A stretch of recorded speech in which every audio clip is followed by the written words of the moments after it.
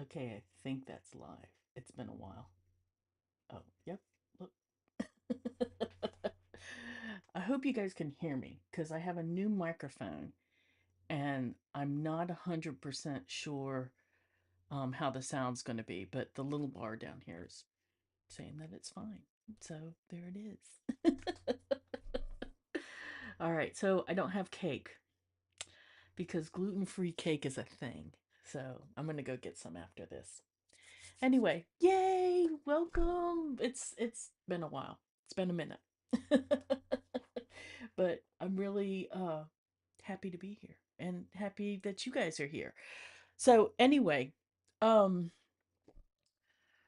I was going to do a little show and tell, just kind of a little, if you've been getting my newsletters, I've been sharing, weekly what I've been working on. But I wanted to share with you guys a little bit of that live, as well as today, actually yesterday, but officially the classes, the UrbanGypZ Academy has moved to a different platform, and mostly because it needed to be done. When I got back in there, it's been a while since I did those classes, and a lot of things have changed. Not so much in, those techniques are still valid. It's just my work's changed in 10 years, and so I wanted to update some of that. Um, but to be honest, um the classes are still being migrated. I've gotten most of that done. I just have to format a couple more, and those will be rolling out. And if you are already enrolled in my classes, that's just going to shift. You'll still have all the access and you'll be getting information on the access for that. But uh it's, yeah, you'll get a notice from Teachery, and then I sent out an email that kind of says, hey, look out for the email. But if you have any questions, just hit me up. Everything should be over by August 1st because I need to be off the other platform by next week, by early next week. Just so, because the price is going up ridiculously. So anyway, that and Loom Notes is live. I'm excited about that. That's a membership I've been brewing on for a while. It's kind of art journal focused, but also to kind of help you guys, decide what you want to do with your fiber art. I mean, some people are just happy to have it be like the new yoga, or just to weave creatively, freeform. But if you want to try to pull together a body of work, then that's what it's there for. So, to pull together a body of work, or to decide what you want to do uh, with your weaving, or just if you want to try to take that weaving and make it more like art, or just to come and hang out in art journal and talk fibery things. So it's kind of evolving, and you guys will help me decide what it's going to be. I mean, if you want it to be like an accountability group, then great, let's do that, because I certainly can use some of that sometimes. So anyway, we'll see how it evolves. It's just kind of a place to for everybody to get together, and that's where I'm going to be having monthly live casts. So if you want to get in on that, then that's where that is. You know what? I'm going to put a link to both of those. Hey, Jenny Lynn. Yeah, thank you. It's a good birthday. I don't even know what I'm going to do today. I think I'm going to do a lot of nothing, which is fine. Or plants. I want to propagate some of my plants. All right, hold on. I'm giving you guys. Here's a link to the hub. Again, like I said, the classes are still still being migrated, but some of them are already in there. And you're if you've already signed up for the classes, those are going to be rolling over into those are you'll be getting emails about how to sign up for those. Uh that's the best kind of day. Yeah, right? Yeah, just one of those.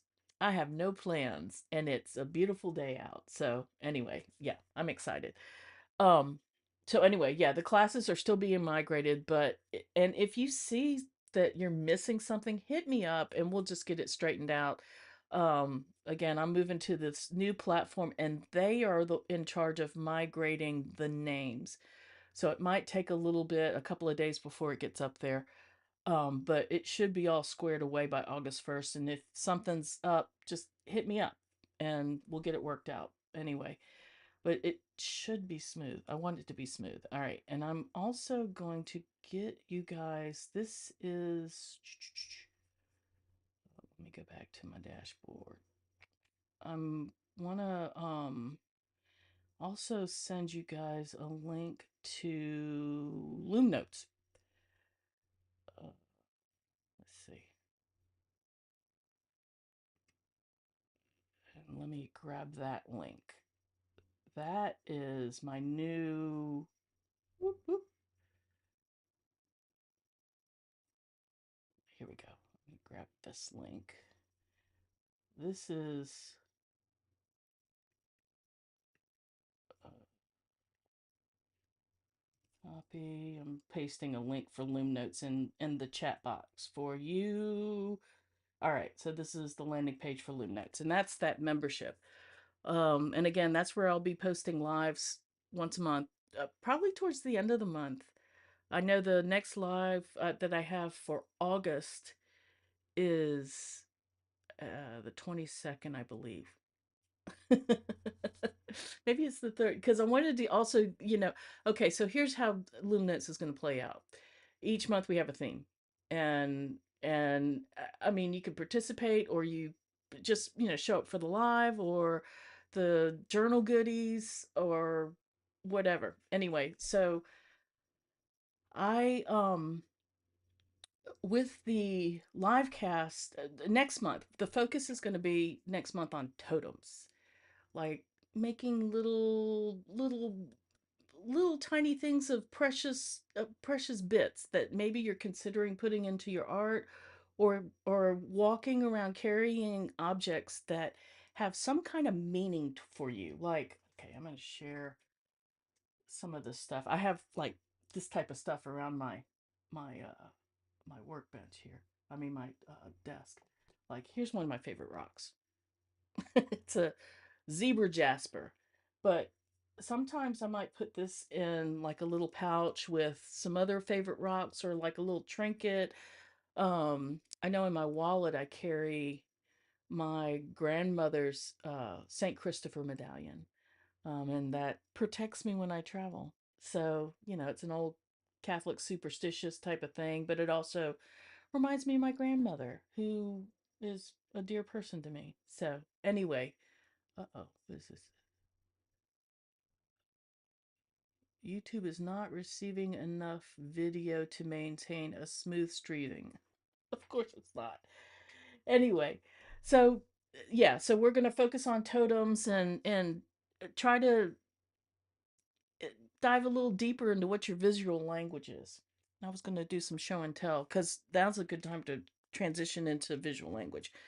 This is one of the art journals I made. I've been going to the used bookstore, and the EPA here like dumped a bunch of biological treatment process books, books on poop. And so I got them and have turned them into art journals. This one I filled with watercolor paper, and this is just me playing with art, playing with watercolor, playing with. Let me see what you see here. All right, playing with art, playing with watercolor, little 3D dimension type stuff. But this is the type of stuff I'll like get in here and work out, what I think about color, some color theory type of things. And I like watercolor because it's an ugly page.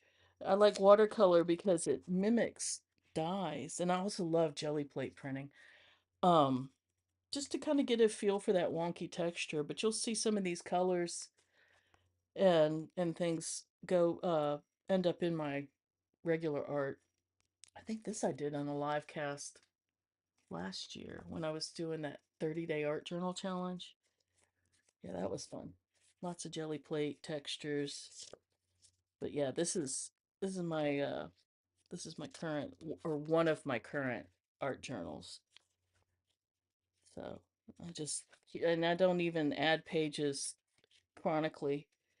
I'll add them, I'll bounce back and forth with them. But these are, I think this is Switzerland. Oh, here's some color swatching. Some when I was trying to pull together my limited palette of 26 colors. Yeah, hopefully I can get that down from 26, but all I've done is add to it. All right, so here's another journal that I made. Oh, it's this. Oh, yeah, I love that. Remember her face? Oh, right on. Right? Yeah, because of the that art journal challenge. All right, so here's my other book that I made, upcycle. This is Basics for Electrical Engineering. So I ripped out all the text and I put in mixed media paper. Oh, look, I even put in a pocket. I've been playing with like junk journal bits to add to your art journal. And in Loom Notes, in Loom Notes, I think it's the lessons that's dropping on Friday actually. I have some pockets, some ephemera goodies for you guys who like to journal. And that's one thing that I like to include in Loom Notes because y'all know me, journaling's my jam. And journaling's my jam in a way that it helps me stay creative. The way I like to see it is journaling's fast. Um, Knitting and weaving and crocheting and all that stuff is slow. So, especially in journaling, in terms of freeform weaving, it keeps me, fresh as far as color combinations. See, look at these stickers and stuff that I find. These are fun stuff. So I was gonna come up with a series of stickers for you guys. And actually I do have some stickers in Loom Notes in that free lesson for the imposter syndrome. If you go to the link that I put in the chat, to that link takes you to the imposter syndrome lesson. And there's two downloads. One is for journal prompts and one is for some stickers, some little motivational stickers. So if you want to print those out, you can either print those out just regular and on regular paper and use tape to stick them, or you can get like full sheets of sticker paper. And I'll put a link to sticker paper in the description of this video when we get off the air. Because I found some really interesting sticker paper on Amazon, like vinyl sticker paper that you can just run through your printer. And I mean, it's not waterproof, but there's way to waterproof stuff. Like it's a whole thing. We could go through that in Loom Notes. That could be a whole section on making stickers. Anyway, but the stickers, if you print out the stuff on sticker paper, then you can use those in your journals. Anyway, but I also have this little photo printer that I use to print out. I don't know if you guys can see. Where I print out things like images of. Is it focusing? Focus, focus. Images of jumper designs because I'm trying to remake that jumper. If you read my newsletter, I talk about my favorite jumper. And I put those in here. Just inspiration, of ideas of clothes I want to make. So, um, and then just playing with ink. I mean, a lot of these pages are not finished. There's a bunch of stickers. I mean, you know, stickers are for kids, but can we have grown-up stickers, please? Yeah, I have a collection. Let's just talk about stickers. But sometimes if you're not, especially with art journaling, I mean, when I was in graphic design, we had to keep a sketchbook, and a lot of times, back before Pinterest or back before the internet. Wow, yeah, I'm that old. Um, Back before the internet, uh, and Pinterest, you had things that you would put in your journal. I mean, we didn't have laser printers. I mean, you you cut out magazine stuff of designs you liked or designs that or things that you found interesting, or you would sketch them in your journal. I mean in your yeah, well, your sketchbook or your art journal. It's kind of the same thing. Yeah, like I've got some great stuff. Look at this. Look at this. This is from an Etsy, an Etsy seller. These are probably AI generated. I mean, they kind of look AI generated, but yeah. Anyway, they're amazing, but I was going to make some stickers that would be useful, be it project stickers or just things that kind of pertain to older fiberistas who don't feel like drawing that day. I mean, some days when I do my art journal, see, I keep my washi tape in here too. Um, and I pull off washi tape and I put it on this laminated page thing.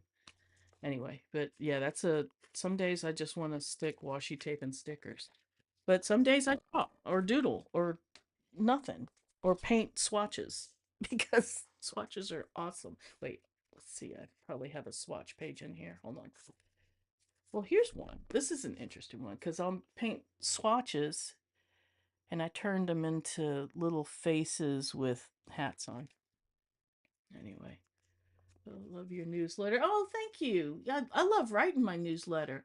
And you know what I really love is I love it when I get emails from you guys because then it feels like a conversation. And then the next newsletter, I'm thinking about you guys that have communicated with me, and I feel like it becomes a conversation. So, oh, I love this page. Anyway, oh, here we go. This is somebody's art journal. Somebody had made gloves that looked like that, and I wanted to try that out to see if I could incorporate it into how I like to keep my art journal. Anyway, so oh, this is kind of cool. I I've been working on some 3D elements. So this would be cool to turn into like a project page because this is some watercolor paper and some jelly plate prints. And then I had printed out some more like junk journal bits. And then this is actually some ledger paper from an old ledger I found at the thrift store. So, I mean, just piece together, and then this can become like a little inspiration mood board for a project, or just a mood board in general, and then see if your project comes out of that. And here, let me show you some of this. So, I know that I've mentioned I've been moving towards finer weaving. It helps me tremendously. I don't have many fiber friends close, so I love the combos. Yeah, me too. And that's the thing, because especially like, I mean, and not to knock traditional knitting and weaving, because there's definitely, and I'll show you some of that I've been doing as well. I mean, there's a lot to be said for you know doing fiber art that's technically correct, because freeform tends to not be technically correct. We're talking about breaking the rules here. But if you're like, um, I mean, chances are going into a yarn shop and talking about freeform knitting, a lot of times those ladies like to or prefer to pick a pattern, pick a yarn, make the thing. And I love that. I mean, that's how I get sweaters. But and if I tried to do that with art yarn, then yeah, sometimes it'll work, but it takes a special knowing how to combine the yarns so you don't look like a muppet, with this big puffy thing. And on my short round frame, big puffy is not the way to go. Um, breaking all the rules, right? Oh yeah, me too. Rules were made to be broken. Anyway, um, this is some fine weaving that I've been doing lately. This came off my Structo loom, and you can see right here this, I I feel like this camera does not like to focus. This is a newish but cheap camera. So this is like a really thin cotton warp that came with my Structo. It came on spools. This warp's probably older than I am. And um and I like the fineness of this fiber. I do. And I think I was looking at doing it this way because this is where my warp went bad. And so I had to cut this little piece off the loom. But I love this little piece. I'm going to back up and show you because as a patch piece, and I'm going to stand up, you can see where the waist is in my dress here. This is kind of the perfect length. So what if this was a front panel and then the skirt would hang off of here and then straps would come up here? This is the perfect weight. So I'm playing with what I can make with this width. And I like this texture because I live in the South and it is a million degrees here with a lot of humidity. So so yeah, working with some kind of lighter cotton fabric I think is wonderful. Also, I'm trying to play, see, now maybe this might be the front. I can't remember. Anyway, but playing with like little textures. There's some dreads in there. This is actually some knitting gone wrong. And when I ripped it out, the cast on um is harder to rip out. So I just put the whole thing on there, loops and all, and it just becomes a chunky piece. Ooh, yes, yes, yes, yes, yes. So anyway, so yes, this is kind of the direction I'm going as far as that goes. And you can even see it. I'm going to pull this off the mannequin. This piece. And I was sitting waiting. I was letting this piece fester. This is why the warp broke. It was ready to hop off the loom. Yeah, it was. It was like, no, this piece is good.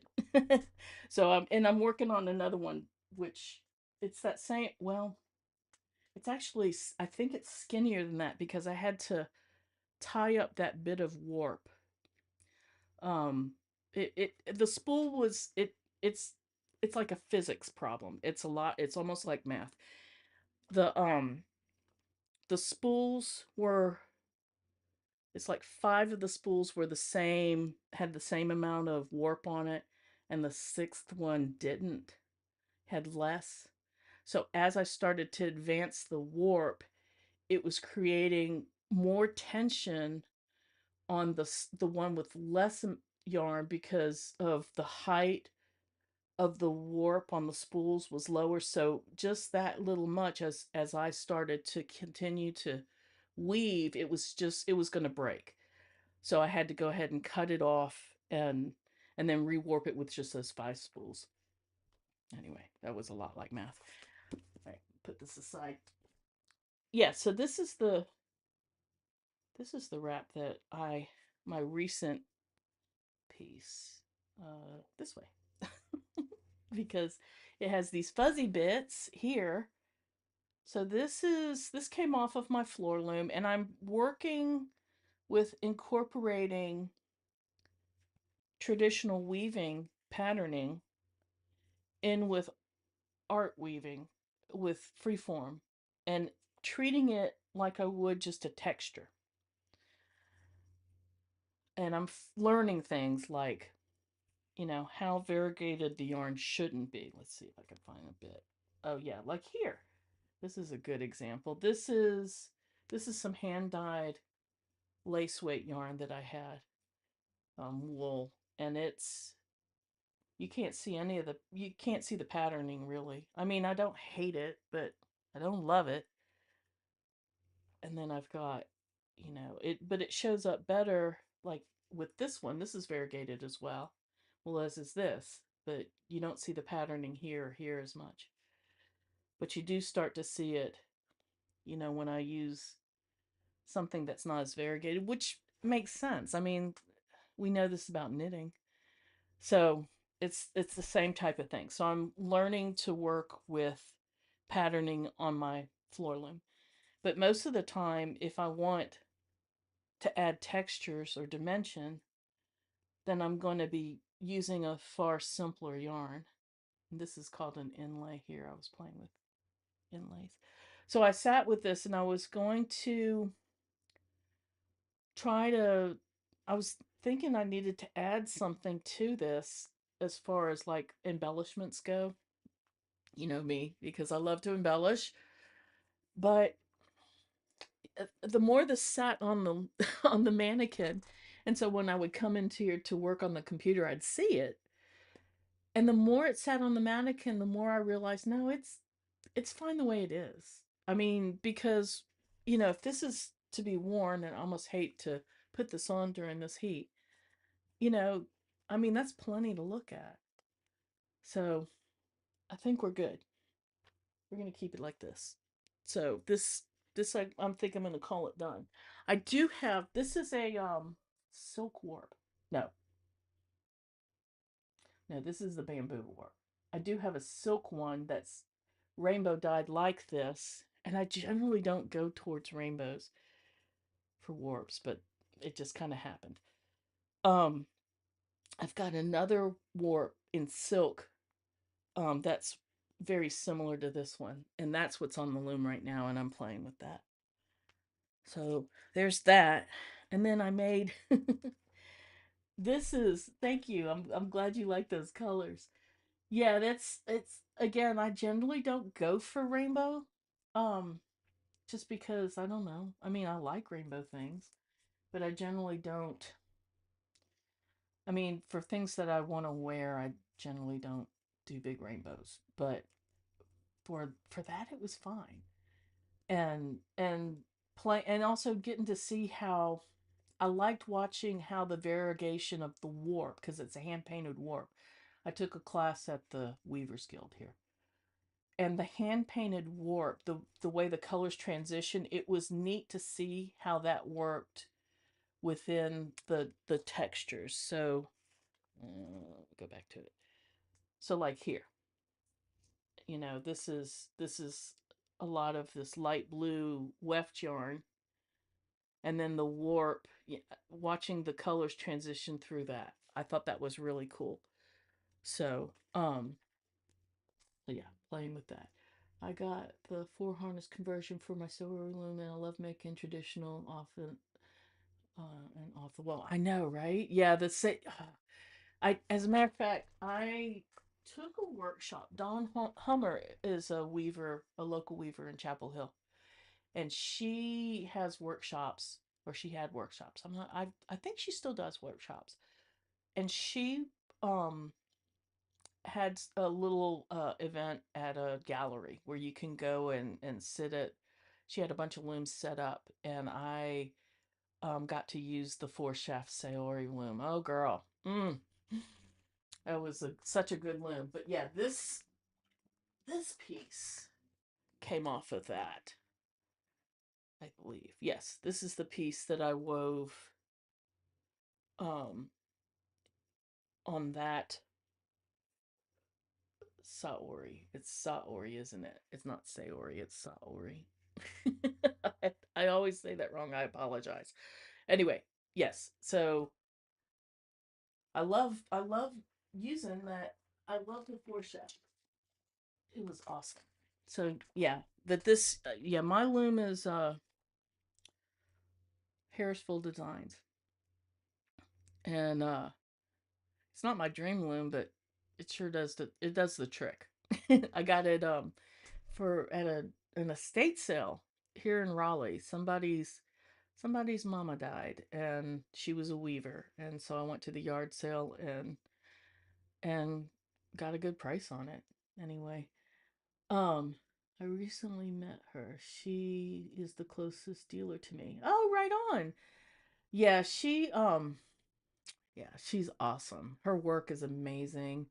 She's part of a gallery. Well, she was part of this gallery in Durham, but I think she's moved to the one in Pittsburgh. But yeah, her work is amazing, and her baskets are just gorgeous.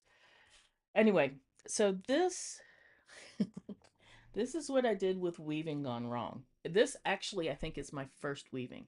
And it was a scarf. And it was a scarf that was this wide. Almost a tie. Anyway, but this, so I cut it into a bunch of little squares. And two of them I turned into this little zippered pouch. So that was fun, except for the part where I had to learn about cutting curves on your woven piece. And cutting your weaving's nerve-wracking. But this was like a failed first attempt, so I wasn't mad at it, but anyway. So yes, this is so if you ever wonder what to do with weaving gone wrong, take two bits and you can make zippered pouches. I think one Christmas I took some weaving bits and I made little Christmas pouches, little pouches similar to this. And for my niece and my nephew's wife, um, I got them like little delicate jewelry, and this was the gift bag. Anyway, let's see. I love the idea and philosophy, but I get frustrated sometimes because they are so exclusive. It's hard to get instructions on simple things like putting the loom together. Oh, girl, I hear you. Yeah, they're really Saori is very has very strong copyrights. That's all I'm going to say. Anyway, freeform weaving. Love it. Yes. And the same thing, it just doesn't have the branding. But the looms, whew, the looms are amazing. And the thing that makes those looms so amazing is all the little automated things. Like they make it really simple to warp your loom and clip things on, or you can buy a pre-wound warp and just pop it in. So, but you know what? I've begun to love warping. I didn't think I would. Um, but yeah, it's warping's kind of meditative and it feeds my OCD. So, anyway, there it is. All right. So, yes, this is what I do with weaving gone wrong. I'm going to show you some other things. I also took um some of my weaving and I turned them into shrugs, which is awesome, especially because the loom I have is it's 36 inches, but I usually weave about 20. So this is actually the fabric from the lace and open space class. So this is here's where I use the variegated yarn as well for patterning. And it's interesting because it's a long variegation. So, kind of like a Nora, but this isn't Nora. This is something else. Poems, maybe? I think that's universal yarn. I can't remember. It was something that was sitting in my stash. And I think it was sitting in my stash back from when I used to work at the yarn shop. So, yeah, but I mean, it shows off the little patterning really well because you have the long variegation. So, anyway, I've been doing that. And what else was I going to show you? Maybe that was it. Brain fart. Sorry. All right. I've been playing with, you guys have seen these. These are the little clay, these are the clay weaving hangers that I make. And it gets stitched on. I make holes and then stitch it on. You could do the same type of thing probably with air dried clay, maybe. I don't know. Anyway, I have access to a clay studio, so it makes it easy. But this is a piece I did on my little Structo loom. And this is leather strips that I got from the scrap exchange. Um, so this is like a long piece, and I'm wondering if it's too long. I mean, it might be. It would fit a nice, tall, skinny space. And I kind of think of it as, there's the Japanese artists and calligraphers make those big long banners, and it's like a ballad, a story in a big long banner. So I kind of think of it, makes me think that that's what this is kind of. I was thinking of those in terms of that as I was taking this piece that I decided was not a scarf because it's got too much of stuff going on, and I was going to put a header on it. So I'm sitting with this one as well. This one's been actually, this one sat in the garage for a year while I was wondering where it was. It had gotten moved there. All right, so this piece is interesting because this started out on a loom that was gifted to me. So this is from here to here is what was already on the loom. Hold it up this way, right? So then I took it and I was just trying to finish the warp that was on there and just playing around getting to know the loom. So not 100% sure what this is going to be, sitting with this one as well. And the it'll sit for a while. I mean, until I maybe sit down and sketch in my sketchbook some, maybe some ideas of what it could be, or if I turn it into some kind of wall thing, which I think it probably would. If this is a wall thing, then what embellishments do I need? How am I hanging it? Um,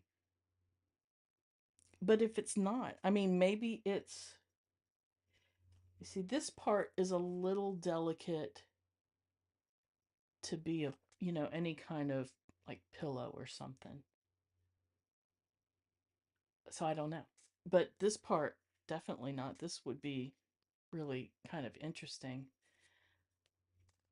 sitting with it. Not sure. There's a lot going on that piece.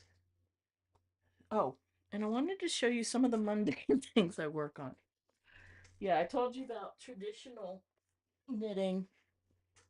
I mean, weaving. And these are some of those dish towels that I make. It's a technique called, it's a pinstripe warp. So basically, I take um and I use the same, like these are linen and cotton blend, and this is just 100% cotton, but I'll take maybe 6, 8 colors of that cotton on spools, and I'll grab those together and warp the using the warping board with the six held together. And as I thread the reed, I don't pay attention to any specific order. I just slay the reed as those yarns are sitting in front of me. So it kind of gives this uneven kind of pinstripe look. So then if I am warping and I'll have like, I don't know, anywhere from 4 to 10 yards, then I can get a set of dish towels out of it. So like this linen blend that I did. This I completed right before my mom got sick. She was in the hospital in 2018. She'd gotten really sick, and so we didn't have, Christmas was on hold. So I grabbed all these. I had made 10 of these, and that's what everybody got for Christmas. That and wall art. So yeah, this I love making these, and these have held up better than regular kitchen towels. And I always thought that weaving kitchen towels was a waste of yarn, but they hold up. Now I get it.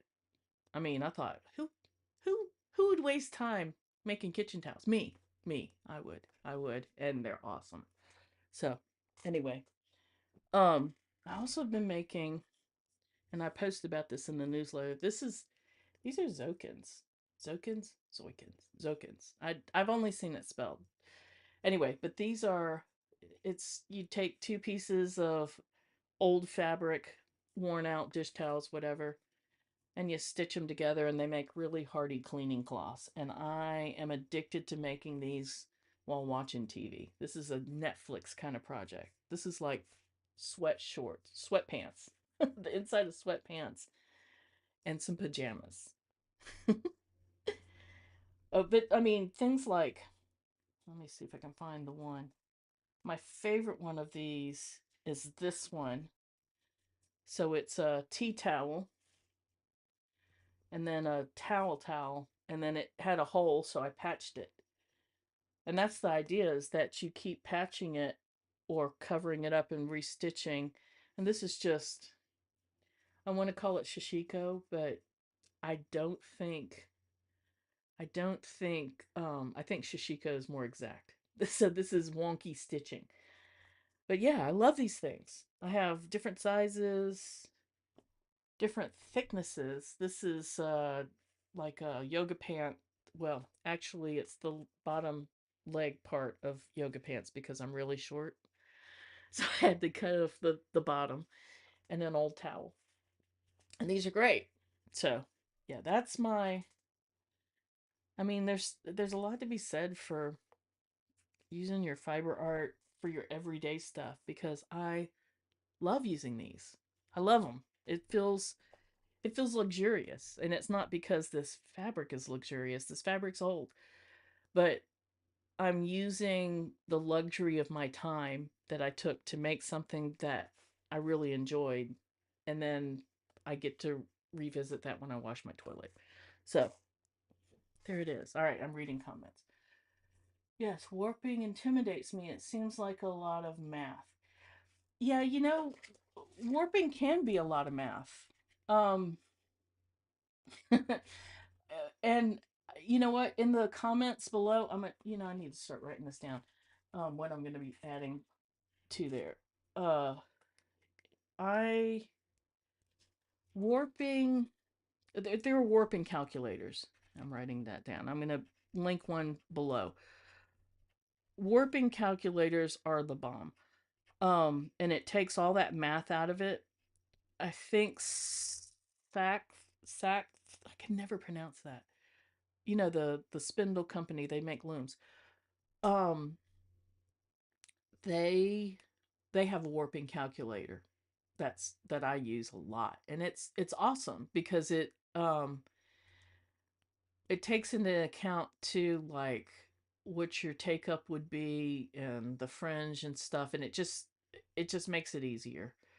So and usually for me, general rule of thumb, if I'm doing a scarf or a wrap and it's one that I want to like this one, oop, did I just knock the microphone? Okay, this one is, this is about the length that I love to be able to wrap it around, and if I need to, I can go, this one's maybe a little on the short side for that. But for the most part, this size is good. This is 80 inches. 80 inches, and then whatever the fringe. So it's 80 inches plus fringe. Um, so usually that's that's the length that I know I like to use. Um, and then I could take it from there. Like, since this one's thicker, a little thicker, or even if it was on a thicker yarn, then it would be really bulky around. So I'd want it a little longer to be able to tie it. So I'd probably go maybe more like 96 inches. So, and then I would add fringe on top of that. So then the warp calculator would help you calculate what the draw up would be, and then the loom waist and all that stuff. So it's really handy because I agree. Weaving math sucks. All right, reading comments. Yay. So then, yeah, that's what I've got. I mean, again, the classes as they roll out, I've got a few of them up there. I just have to format three more classes. And what I have to do is upload the CSV file of everybody who's already a member, and the people at Teachery are the ones who slug it into the class. So it may take a couple of days, but you will get a notification from them, and I'll keep checking back through the newsletter. But and also I've got emails of everybody who has signed up, and um it just basically, that email says keep an eye out for the email from Teachery.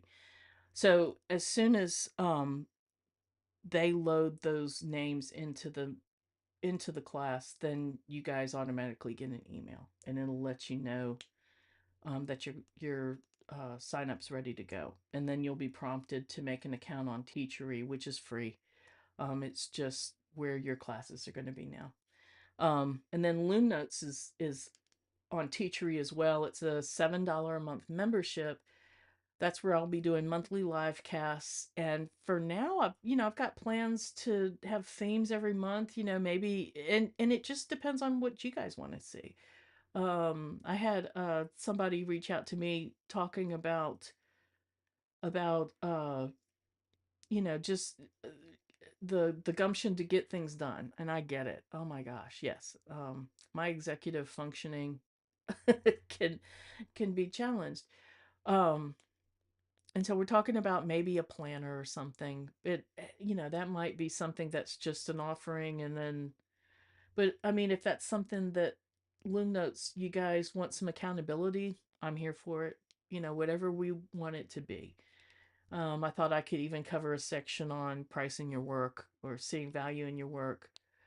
Um, so we'll just hammer it out to whatever it is, or if it's just let's have a art journal club. We'll just whatever you guys help me create, whatever is going to best serve you. So, but that's definitely where my monthly live cast is going to be, and then little goodies like journal stickers that I'm going to make for you guys, or worksheets, or project sheets, or whatever you guys want. It's just going to be a way for us to connect beyond classes and social media. So there it is. And yeah, I've got scheduled to be getting YouTube videos up again. It's not going to be live cast unless it's in the Loom Notes, but definitely. I mean, I like connecting with you guys through YouTube. It's probably going to be every other week though, because every week was a bit much, and I need time to make the stuff, the the fiber art, because that's what it's all about, right? I would love to see lives on Zoom occasionally to see what everyone is doing. Yeah, definitely. Well, and especially right now in the um since the group is small. I mean, it's got a comment section, and we with the ability to post pictures. And the comment section is through Discuss, which actually is pretty robust for a comment section, but it's a little disjointed. I was looking for something. I don't know if you guys remember Ning. It was a service that was about 10 years, more than 10, maybe 20 years ago. And it was a great forum, but I don't know that it had a live element. And I've been researching it, and I was looking at Discuss. I mean, Discord. This Discuss is what's I already have. Discord is what the gamers use to for forums. But you know, a lot of us are older, and the tech, I mean, you guys are probably the more tech savvy of this generation, but Discord might be a bridge too far. So I have to take that into account. And a part of me would love to do it on Facebook, but Facebook is one of those places that a lot of us are migrating away from it, and there's just it has issues, and I don't have to. You guys know. Yay. What about Discord? Hey, Liza.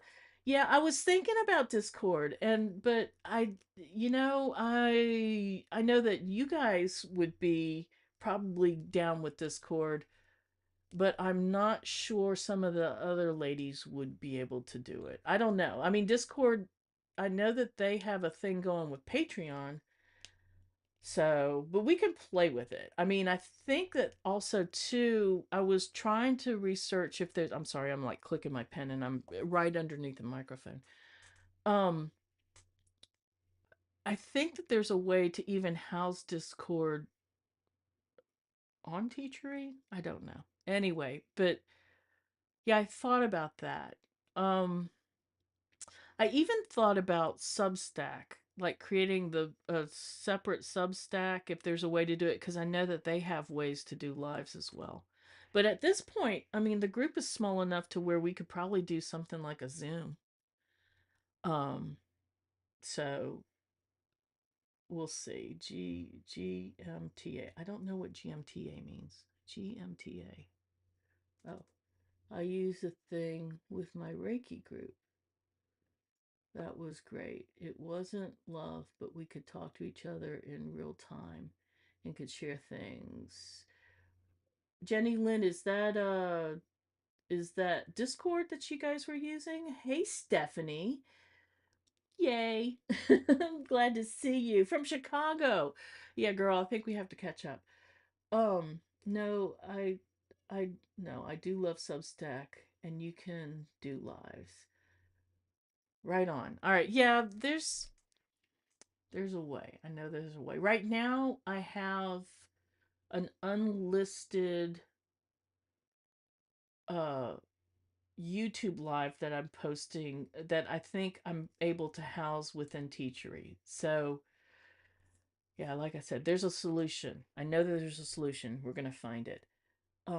I'm sorry, I'm driving, so I was using my voice to text, and that's kind of kooky. Okay. Got it. Yay. Yeah. Yeah, don't well, voice to text. Yeah, that's all right. Don't wreck. Pull over. Get some coffee. Uh anyway, so yeah. Um yeah, I'm excited about the membership, you guys. I posted, like I said, I'm trying to get some conversation started in the comments and test and see what the comments will do. And maybe see if there's a way to take those comments and trick them out into a forum. I don't know. But yeah, maybe Discord. Maybe we try Discord. Maybe we try Discord and see what happens. So, anyway, again, sometimes like I said, sometimes it's a matter um of the tech being a little much for some of us.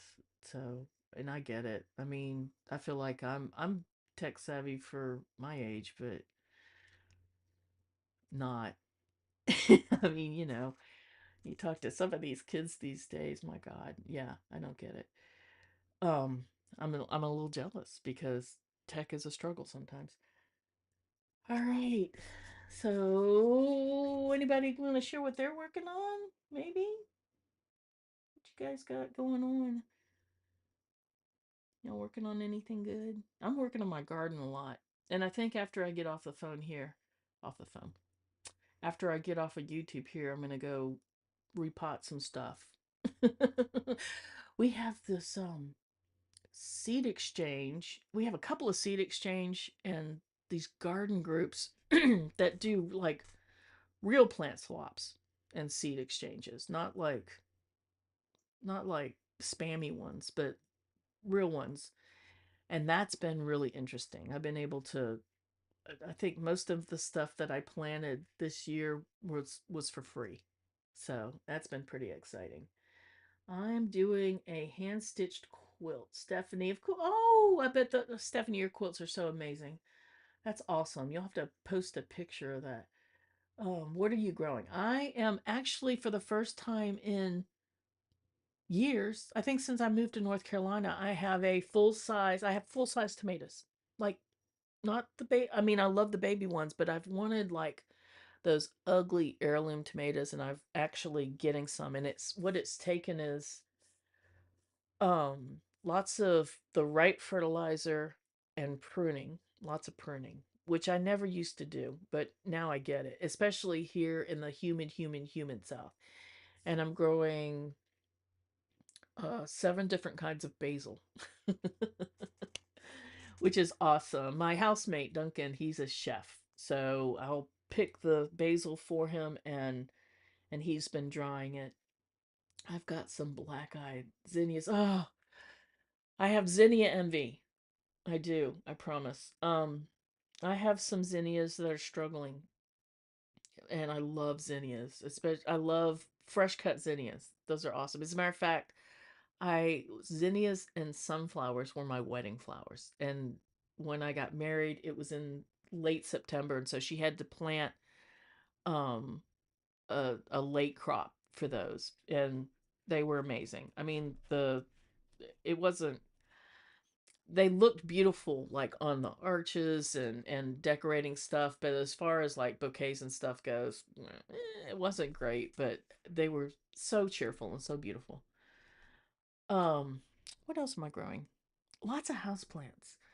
I have this a couple. I'm going to stop clicking this. I'm putting this over here. I have lots of this plant called silver squill, and I've been dividing this one plant I got 30 years ago, and it's one of those house plants you just cannot kill, and my plants have to survive my neglect. So this thing has survived. Like, I brought it in last November and didn't water it again until February, and it did fine. It was a little parched, but I was able, once I watered it and kind of tore out the old stuff, it bounced right back. So I've got succulents. I do a lot of succulents just because they can survive my neglect, or easy plants like spider plants, and then or snake plant. I have a snake plant in my half bath, and it gets like no sunlight. I never water it. It's root bound, and last year it flowered. So, like I said, they have to survive my neglect. All right, I think I'm about to sign off so I can go and play with some plants and collect a soup pot from my Buy Nothing group, my neighborhood Buy Nothing group, which is awesome. A chef, that's a perfect roommate, right? Oh my God. I think I've gained 20 pounds since he moved in. Um, yeah, he smokes his own bacon. It's awesome. So, and also too, I'm celiac. So having somebody who understands what gluten-free means and agreeing to a gluten-free kitchen is was a thing. Yeah, so that's been awesome. It's, kept me from being sick because my husband had, I mean, he got it somewhat, but there were times when I'd come in and there'd be breadcrumbs all over the counter, and that's like, I can't do that. I can't, flour can't come into the house. So anyway, I'm high maintenance that way. My husband is celiac. Yeah, I think you had mentioned, I guess right before I had left Asheville, that you had said that he was going gluten free. Yeah, it's a thing. It's a whole thing. But once you get into the rhythm of it, I guess I've been gluten free for 20 years, and it's not something I wanted to do. I mean, if I could, I'd chow down on a real pizza in a heartbeat. Um, and Cheetos are gluten free, which I'm thrilled about. But uh, yeah, it's a whole thing. But I guess being able to just you know we live in such a bread culture, and sandwiches in America are a thing. And gluten free bread never fails to disappoint. So yeah, tacos. It's more reason to eat tacos. Love it. Anyway. All right, kids, I'm gonna sign off. It's been fun. Thanks for joining me for my birthday. And again, I'm gonna have to watch through because I know I'm going to post a link to the warping calculator, and I've already forgotten what the other link I was supposed to post is going to be, but I'll let you guys know. And class migration will be happening before early next week because otherwise the price triples. So it's halfway through. Keep your If you've already signed up, keep your eyes open for the emails that prompt you to relog in. And those will be coming from Teachery directly.